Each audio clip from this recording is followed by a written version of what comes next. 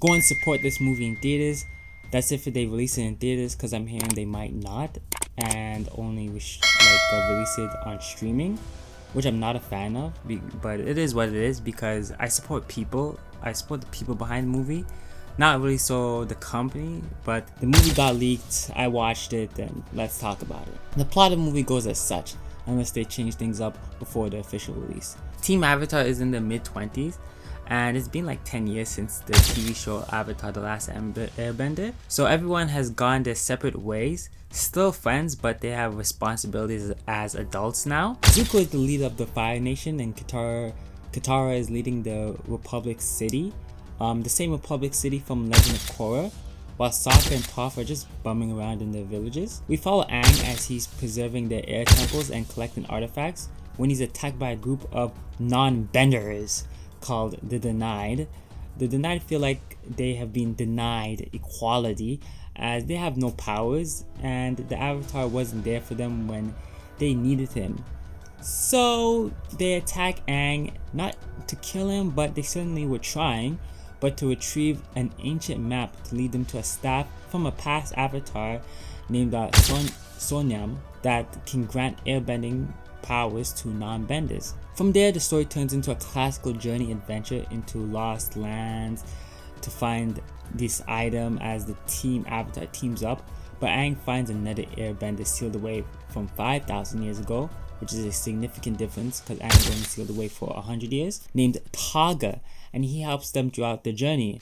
What I really like about this movie is the lore, as Taga is from 5,000 years ago, so he gets to teach Aang something about airbending that he didn't know. Because if you really think about it, the genocide of the airbenders is really bad. Now I know genocide sounds bad, genocide bad, but yeah. After all, no past knowledge is really passed down to him, only of what he remembers, artifacts, and what past avatars can tell him.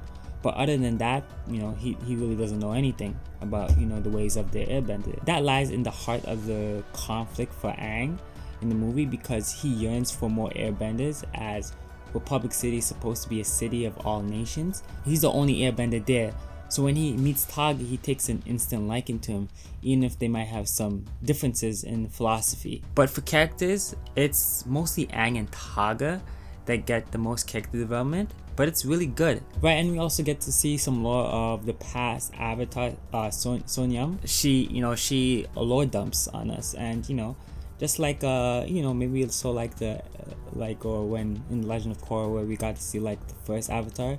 She's a pretty Sonam is a pretty old Avatar, 5,000 years ago, right? It was a completely different time. Funny thing is, during Aang's time, the Fire Nation was a big threat, and during her time, it's more so the Earth Kingdom was a big threat.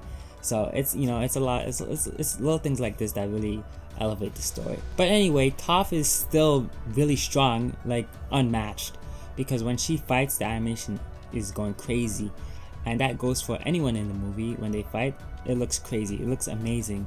The animation style reminds me more of Korean or Chinese rather than the anime, but we can still see the anime inspiration throughout, especially with the eyes. But the animation and everything looks really good all the way around, and Invincible should be ashamed of itself. Yes, Invincible slander. And we got some really great cinematic shots of landscapes and characters, so you can tell how much they cared about this movie when we're making it. But the music could have been better. Like, they could have brought back a remix of classic soundtracks similar to what Bleach did for number 1, because there isn't one memorable song in this movie. And if anyone is watching this who has power over production of adding more bass to Aang's Avatar State's voice, and to when things explode, that would add another level to the movie. Air Nomads are formed from the mist. We walk the world for a moment in time, then we return to the eternal wind. That is a great quote from the movie, as we get to see the themes of acceptance for Aang's character as he comes to the conclusion of, well, I won't spoil it for you, but it's similar to Thor. Overall, for the judgment of The Legend of Aang, the Last Airbender, my rating is going to be a B. That's an 8 out of 10 in my rankings. Go and watch it and support it so we get more. Obviously, I want a sequel. I want, a lot more movies from Avatar, or just animation series. Man, this could have done like tons of numbers if it was released in theaters, like so much numbers. And the person who leaked this, just watch out for that guy, because he's either getting sued or he's getting spirited away. Like you're never gonna see him or hear from that person again.